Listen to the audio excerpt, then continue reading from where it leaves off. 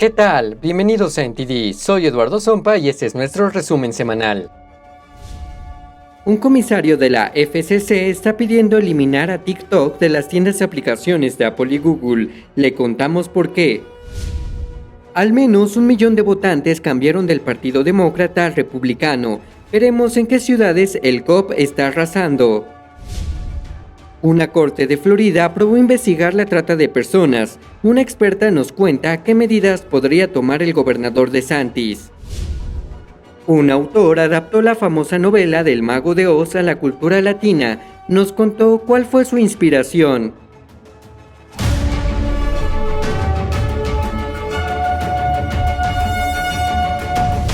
Gracias por acompañarnos en NTD Noticias. En una carta abierta, el comisario de la Comisión Federal de Comunicaciones, Brendan Carr, ha pedido a Apple y a Google que retiren a TikTok de sus tiendas de aplicaciones, alegando que Beijing está recopilando gran cantidad de datos sensibles. Le preguntamos al propio comisario cuáles son sus preocupaciones. El comisionario de la FCC, Brendan Carr, envió una carta abierta a Apple y Google pidiendo que eliminen TikTok de la App Store de Apple y de la Play Store de Google. Se refirió a TikTok como una herramienta de vigilancia sofisticada que extrae grandes cantidades de datos personales y sensibles. We're talking everything from search and browsing history to keystroke patterns to biometric data, including what we call face prints, which could be later fed into facial recognition technologies, voice prints, draft documents that are set on your clipboard. Carr dijo a NTD que un nuevo informe mostró un audio filtrado de funcionarios de TikTok y ByteDance diciendo que China tiene acceso a todos estos datos a pesar de lo que dice la compañía. There's really no limit on how Beijing could use it to pursue nefarious goals, everything from business, industrial espionage, foreign influence campaigns. La FCC está dirigida actualmente por 4 comisarios, de los cuales Brendan Carr es uno. La presidenta es actualmente Jessica Rosenworcel. TikTok fue la app más descargada en 2021, superando tanto a Instagram y a Facebook, y en estos momentos es la 31ª web más visitada en Estados Unidos. In 2020, it used TikTok to encourage Americans to engage in violent protests. It's been glorifying drug use. Gordon Chang es el autor de El próximo colapso de China.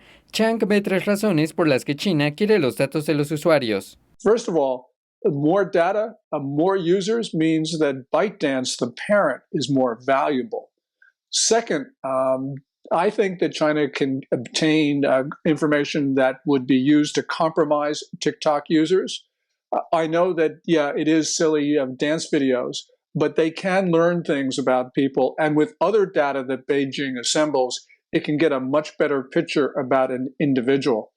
And then the third thing is that, in general, Beijing uses the data to feed into its artificial intelligence networks. El comisionario de la FCC, Brendan Carr, no está seguro de que Apple y Google vayan a responder a su carta, pero dice que es solo una parte de un esfuerzo más amplio del gobierno. Members of Congress, both in the House, the Senate, Republicans, Democrats are coming together, slowly seeing the national security threat that is posed by TikTok. TikTok alcanzó los 1.000 millones de usuarios en todo el mundo en 2021 y se espera que llegue a los 1.800 millones a finales de 2022. Es una tendencia alarmante para el Partido Demócrata. Hay más votantes que se pasan al Partido Republicano que a la inversa. Un análisis de Associated Press dice que más de 1 millón de personas lo hizo en el último año. Aquí están los detalles. Según un análisis publicado por The Associated Press el lunes, alrededor de 1.7 millones de votantes de 42 estados habrían cambiado de partido en los últimos 12 meses. 2/3 de ellos, o al menos 1 millón de votantes, se pasaron al Partido Republicano y alrededor de 630,000 se cambiaron al Partido Demócrata. The Associated Press obtuvo los datos de la empresa de investigación política L2 y dijo que recopiló las intenciones de voto para llegar a la conclusión. El medio comenta que el cambio se produce con más frecuencia en los suburbios.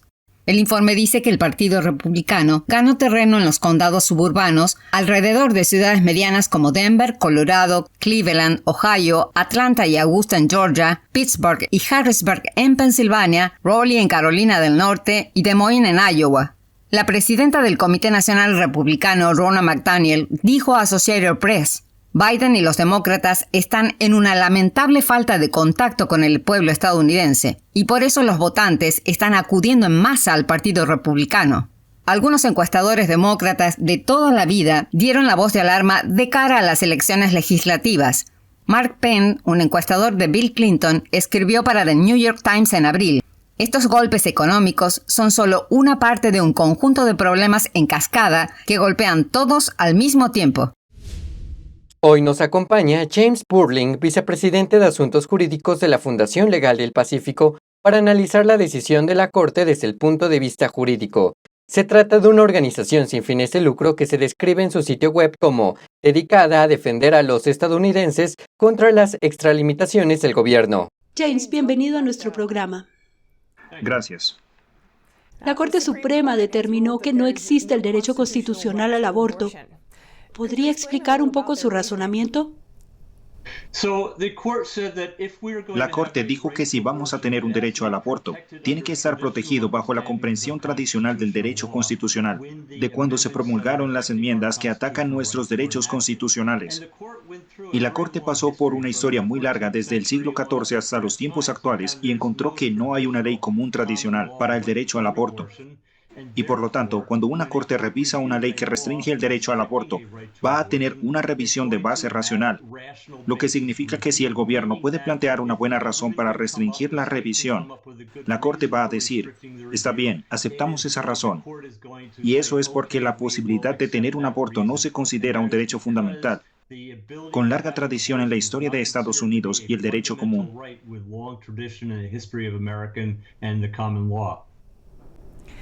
¿Hay algo que le llamó la atención particularmente en la opinión de la mayoría?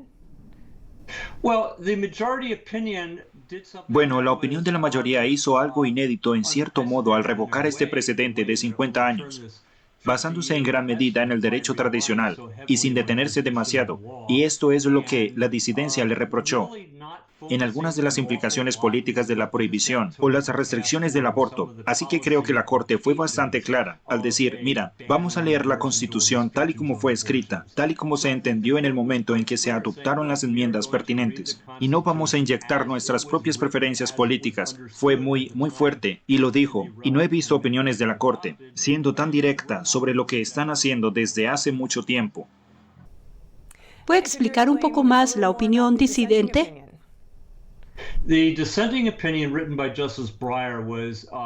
La opinión disidente, escrita por el juez Breyer, fue muy contundente y simplemente se lamentó del cambio de la ley que esto causará. Y la Corte estaba diciendo, esencialmente, que la mayoría, especialmente los 5 miembros de la mayoría, que eran parte de la opinión principal, actuaban con ese principio violando una ley bien establecida, ¿verdad? Ellos están ignorando el hecho de que cuando la Constitución fue adoptada y las enmiendas fueron adoptadas, las mujeres no tenían ningún derecho. Por lo tanto, la disidencia pregunta, ¿debemos prestar demasiada atención a la forma en que las cosas estaban en el 1800, cuando la Constitución fue modificada para incorporar la Carta de Derechos? La Corte continuó diciendo que esto es una falta de principios de la opinión de la mayoría y dijo que esencialmente está convirtiendo la Corte en una ley hecha por unos individuos. Así que fue una opinión muy fuerte y cruda. Se puede demostrar que hay un profundo desacuerdo filosófico con la mayoría del juez Breyer y los otros disidentes, Kagan y Sotomayor, y creo que quizás es el canto del cisne del juez Breyer tratando de decirle al mundo que él piensa que la nueva mayoría de la Corte Suprema está fuera de los límites. ¿Cree que los legisladores estatales empezarán a introducir más leyes a favor de la vida y del aborto ahora que esto sucedió? Creo que los estados van a ser muy activos. Como dijo el presidente Biden en su discurso reciente a la gente, dijo que los demócratas vamos a tener que redoblar nuestros esfuerzos en las cámaras estatales y la legislatura en el Congreso. Y el Partido Demócrata va a hacer de esto un tema de campaña muy importante. Y por otro lado, los conservadores van a hacer lo mismo. Y van a convertirlo en un grito de guerra para su bando. De que si queremos preservar el derecho a la vida, entonces vamos a tener que redoblar nuestros esfuerzos allí. Así que creo que los estados van a estar muy activos. Muchos de ellos tienen leyes que restringen el aborto. Varias de ellas estaban listas para entrar en vigor y se activarán con esta decisión. así que van a tener un impacto inmediato. Pero habrá todo tipo de debates a nivel estatal, que es exactamente lo que la mayoría dijo que debía ocurrir. Los estados deberían empezar a debatir esto por sí mismos, en lugar de confiar que una mayoría de la Corte Suprema tome esta decisión por ellos. James Burlin de la Fundación Legal del Pacífico, muchas gracias por su tiempo. Encantado. El Mago de Oz es un clásico americano y como cualquier clásico se están haciendo nuevas adaptaciones de la historia de Dorothy. Jackie Ríos de NTD habló con un autor que hizo una versión con su propio sabor cultural, en una versión titulada El Oz. David Damián Figueroa le dio un giro latino a la querida historia de autodescubrimiento. Habló de algunas de las adaptaciones que los lectores encontrarán en su libro El Oz. Crecí como trabajador agrícola, crecí como trabajador en una granja en Arizona, así que hay un poco de agricultura ahí. Fui a México muchas veces a las pirámides y, ya sabes, estaba muy inspirado por los aztecas y los mayas y todos los diferentes personajes de los espíritus y los nombres que darían a cada uno de los espíritus. Y así hice la historia, así que hay un poco de todo eso en este libro. El Oz trata de una joven llamada Dolores y su perro Pepito que, al igual que Dorothy y Totó, se encuentran en una tierra extraña y necesitan encontrar el camino de vuelta a casa. David recuerda que creció con su madre, quien pasaba su tiempo en familia leyéndole. Crecí con mi madre leyéndome la Biblia y realmente me encantaba ese tiempo. Era como nuestro tiempo en familia y eso me marcó mucho. Lo que soy hoy, aprendí mucho a través de las lecciones que me daba la Biblia o cualquier otro libro que me leyera. Así que quise crear una novela de lectura familiar que los padres pudieran leer a sus hijos. David dice que el libro se sostiene por sí mismo y tiene un mensaje positivo. Es una historia de perdón, es una historia de encontrar tu camino, de permanecer en tu camino divino. Y es una historia también de amistad y de compañeros, pero también es sobre la transformación de uno mismo a través del perdón. El nombre de Dolores se inspiró en su vieja amiga y mentora Dolores Huerta. En cuanto a Pepito, David tenía un perro muy querido llamado Pepito, que después de acompañarlo durante 17 años falleció antes de que saliera el libro. El Oz ya está a la venta. Jackie Ríos, NTD Noticias, Los Ángeles. Al regresar le traemos más noticias sobre un suburbio de Atlanta que quiere convertirse en ciudad. No se vaya, regresamos.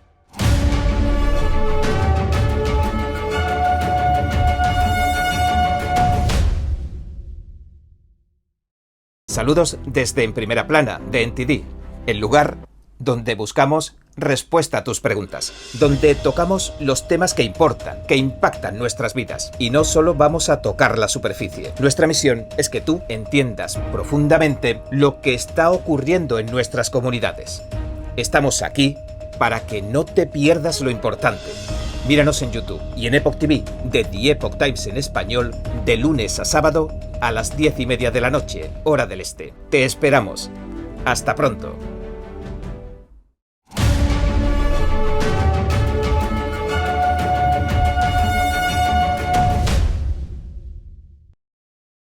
Creo que informarse de verdad es más que solo conocer los hechos, es investigar, es buscar la verdad para ser libre. ¿Quieres saber más? ¿Quieres llegar a la fuente? Venga con nosotros al Descubierto, un programa donde no solo compartimos las noticias, sino que también vemos los hechos desde diferentes ángulos y de manera imparcial. Suscríbase gratuitamente a nuestro canal Al Descubierto y usted podrá tomar una decisión informada. Lo esperamos de lunes a viernes en YouTube y en Epoch TV, 19:30 hora del este.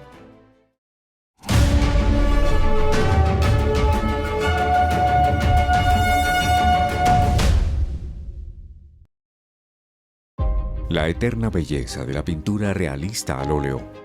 Magnífica, expresiva e inspiradora. El 6º concurso internacional de pintura figurativa de NTD. Guiado por la pura autenticidad, belleza y bondad. Lo invita a unirse con nosotros en un viaje de retorno al arte tradicional. Premio de oro, $10,000. Para más detalles, visite oilpainting.ntdtv.com.es.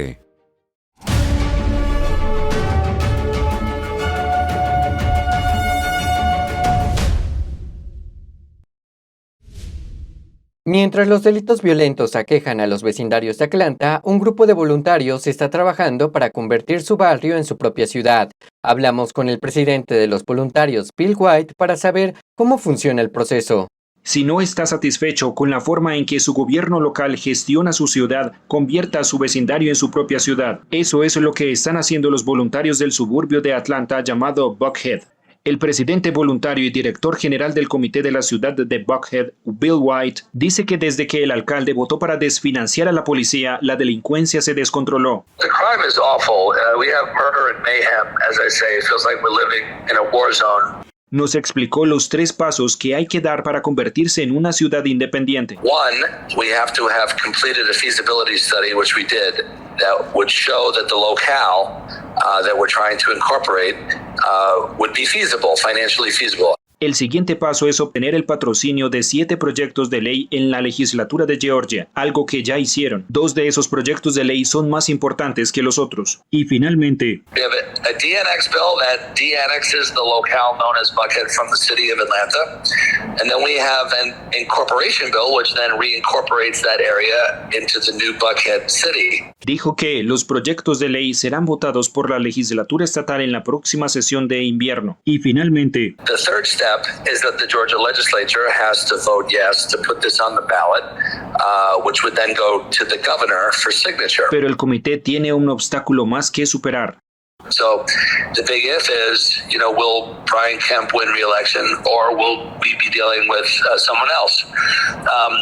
We fully expect the governor to sign the bills once they have been passed, and our chances, we believe, are much, much better with Governor Kemp. Nos pusimos en contacto con la oficina del alcalde de Atlanta, pero no obtuvimos respuesta antes de esta emisión. La Corte Suprema de Florida dio permiso al gobernador Ron DeSantis para hacer un movimiento importante para mantener la seguridad de Florida. El gobernador está autorizado a realizar una investigación en todo el estado sobre cualquier entidad que pueda estar ayudando con el tráfico de personas, incluyendo a los gobiernos locales. Tenemos la historia. But just the sheer number of people, when they're being dumped into different communities, that impacts education, healthcare, criminal justice, public, all these different things. La Corte Suprema de Florida aprobó la solicitud del gobernador de Florida, Ron DeSantis, para que un gran jurado estatal investigue a las organizaciones criminales transnacionales que presuntamente contrabandean personas, especialmente a niños, a través de la frontera sur. NTD habló con Jessica Palin, quien es directora de estudios de políticas en el Centro de Estudios de Inmigración. Ella explicó que la investigación estatal también abarcará a las organizaciones no gubernamentales. And sometimes these are smuggling organizations posing as charities. These may be groups that have good intentions, but in fact are enticing illegal settlement into the state of Florida in direct contravention of laws. También dijo que la investigación a nivel estatal no se detendrá allí, sino que los gobiernos locales podrían ser investigados también, como el condado de Miami-Dade o el condado de Broward, que han emitido tarjetas de identificación para los inmigrantes ilegales. Miami-Dade and certain other counties within Florida are looking at becoming sanctuaries again, and so it's important for this grand jury to take a look at what their policies are and determine if they are violating either federal law or state law, and at the very least, expose to the public what these policies are so that people can be clear about why Florida may be such an attraction for illegal migration. Ella continuó diciendo que el Estado por sí mismo no puede detener la inmigración ilegal, pero pueden enviar una señal a las organizaciones criminales de que van a tomar en serio la aplicación de la ley y que si van a cruzar a inmigrantes ilegales no deberían llevarlos a Florida. Colombia eligió a Gustavo Petro como su nuevo mandatario durante las elecciones presidenciales del pasado domingo. Sin embargo, el presidente electo ha comenzado a hacer sus primeros acercamientos con la dictadura venezolana. Hoy, para hablar de este tema, nos acompaña John Marulanda, presidente de la Asociación Colombiana de Oficiales Retirados de las Fuerzas Militares, ACORE, para analizar el impacto de las nuevas relaciones entre Colombia y Venezuela tras la llegada de Petro. John, gracias por acompañarnos hoy. La semana pasada, Gustavo Petro tuvo un primer acercamiento con el régimen de Nicolás Maduro. ¿Cuáles serían las implicaciones de estas nuevas relaciones entre Colombia y Venezuela para todo el hemisferio? Pues mire, muchas. Desde el punto de vista de seguridad y defensa, que es el tema que nosotros manejamos en ACORE, tenemos cierto recelo a que empiecen a llegar militares rusos, militares chinos, militares iraníes y por supuesto militares cubanos a Colombia, lo cual sería un verdadero problema de seguridad nacional para todos nosotros. Y plantearía la relación colombo-venezolana como una plataforma que amenazaría eventualmente la seguridad territorial de los Estados Unidos, a lo cual hay que agregar Cuba, Nicaragua y ahora Honduras. Entonces, con ese panorama al frente, son muchos los temores que tenemos en el aspecto de seguridad y defensa. Actualmente Colombia alberga cerca de 1.8 migrantes venezolanos refugiados y desplazados. ¿Qué pasará con estas millones de personas que huyen de la dictadura venezolana? Nuestro cálculo es que ese millón de personas que usted menciona no van a ser deportadas, van a seguir aquí con un estatuto de protección temporal que les dio el presidente saliente, el presidente Duque, pero que aquellos altos funcionarios de gobiernos pasados de Venezuela que están en Colombia, generales, exministros y demás, podrían eventualmente ser víctimas de extradición hacia Venezuela. Eso lo estamos analizando como una probabilidad que puede llegar a suceder, como puede que no, pero en términos generales eso es lo que nosotros vemos a corto plazo. Antes de que Gustavo Petro surgiera como candidato de izquierda a Colombia, fue un exguerrillero del M-19, un grupo que buscaba hacerse del poder en nombre de la justicia social. ¿Qué cree que sucederá ahora con la lucha armada en Colombia? Gustavo Petro tiene sus antecedentes como narcoterrorista.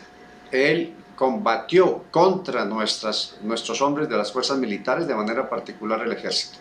Hoy en día ha llegado a la presidencia de la República, lo cual demuestra que esta es una democracia abierta a todas las tendencias, pero también nos genera mucho desconcierto y mucha inseguridad sobre Petro. No deja de cesar en su talante autoritario y no deja de tener en mente su pasado comunista, radical, de izquierda, siempre hablando de privilegiados, siempre hablando de pobres, siempre con el discurso de la confrontación de clases, de la lucha de clases. Y esto, por supuesto, nos preocupa mucho. Está sobre el terreno, está sobre el tapete tendida la posibilidad de que Petro se avenga hacia las fuerzas militares, hacia la fuerza pública del país, con varios problemas serios que tiene que lidiar. Uno de ellos es que ya autorizó sacar la Policía Nacional del Ministerio de Defensa y pasarla a otro ministerio que piensa crear, que es el Ministerio de la Seguridad Pública. Y como ex coronel del ejército colombiano, ¿cómo cree que se abordará la seguridad del país ahora con Petro? Pues mire, hemos analizado eso en ACORE. Nuestra conclusión inicial es de que el primer problema que va a tener Petro es lidiar con bandas delincuenciales, narcoterroristas.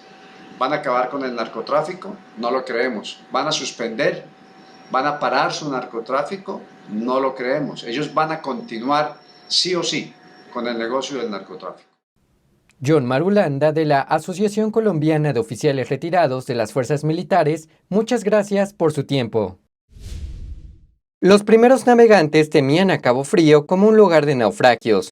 Hoy sus hermosas playas y pueblos pesqueros lo convierten en un destino para el turismo de alto nivel. En Brasil, los colonizadores portugueses fundaron la ciudad de Cabo Frío en 1615. Situada a la entrada de una laguna salada, fue escenario de competencia entre las potencias europeas por los recursos naturales. Para muchos, la parte más antigua de la ciudad es la más encantadora. Estamos en el barrio que fue el primer núcleo de población de Cabo Frío, en la región de Lagos. Pasajem aún conserva los edificios de los siglos XVIII y XIX. Está muy bien conservado y es una importante atracción turística. De vuelta al puerto, los barcos de pesca llenan el cabo. 15 millas al noreste de Cabo Frío se encuentra el mundialmente conocido pueblo pesquero de Búzios. A pesar de que el turismo es la actividad principal, la pesca sigue siendo fuerte aquí. Esta región tiene la mayor población de peces del litoral brasileño. Tenemos una importante cadena de producción de pescado que ofrece proteínas en Brasil y en el extranjero. Búzios cuenta con un gran número de alojamientos en la gama alta de precios. El Hotel Pousada Abracadabra tiene vistas a la bahía y la piscina también tiene una gran vista para los huéspedes. Además de las playas, que son preciosas todas, aquí hay una gastronomía muy interesante y a pesar del reciente crecimiento de Búzios, no ha perdido su peculiar identidad. Las posadas situadas en las laderas de las colinas suelen ofrecer grandes vistas de las bahías y playas locales. El expatriado estadounidense Carl Scheinman es el propietario de la posada Bahía do Joao. Durante sus años aquí ha desarrollado un sitio web que destaca puntos interesantes desde el punto de vista medioambiental y natural. Ponto Lagoña es para mí uno de los lugares más espirituales que se pueden encontrar en Bucios. Es el equivalente al Himalaya aquí en Brasil, hace 500 millones de años. Bucios y Cabo Frío tienen muchas playas diferentes. Algunas son buenas para el buceo, mientras que otras son mejores para el surf. Llegar aquí solo toma unas 3 horas en auto desde Río de Janeiro. Al regresar le traemos más noticias sobre la invasión rusa en Ucrania. No se vaya, regresamos. Los expertos dicen que lo que pasa en China termina pasando en el resto del mundo. Pero ¿qué pasa en China realmente? Pocos se animan a contarlo. Censura y ocultamiento, persecución de creencias, vigilancia extrema y crédito social. Mírelo antes en China en Foco y entérese de primera mano de noticias que le gustaría saber antes que nadie. Mírenos en YouTube y en Epoch TV del Epoch Times en español, de lunes a viernes a las 7 de la tarde, hora del este. La invasión de Rusia en Ucrania está provocando un aumento del gasto militar en Occidente, pero surgen dudas sobre si la guerra en Ucrania desviará la atención de la amenaza que enfrenta Taiwán. Julián Bertone amplía la información. Bienvenidos a China en Foco, mi nombre es Julián Bertone. El terrorismo fue otro tema que encabezó la agenda de la cumbre de la OTAN, y China atrajo algo de atención con un complicado acto de equilibrio.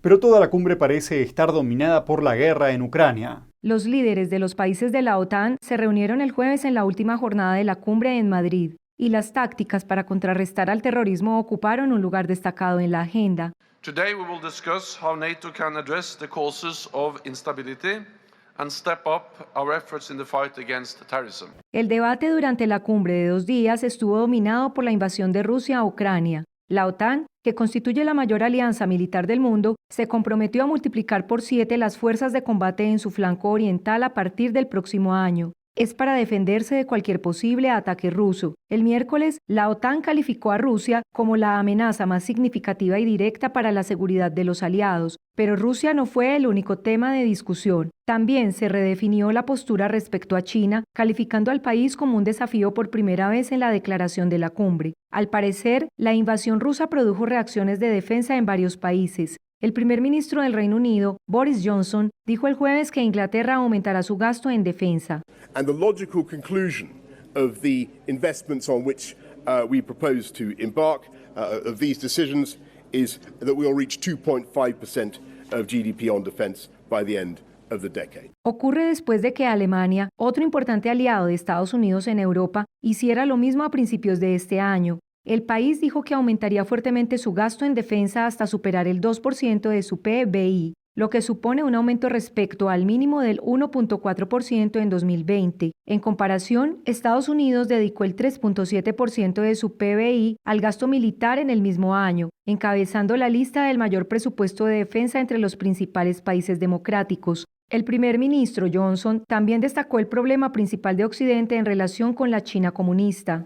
It's very important that we remember that we have a huge economic relationship with China. So does every country around that table. America's got a gigantic free trade deal with China.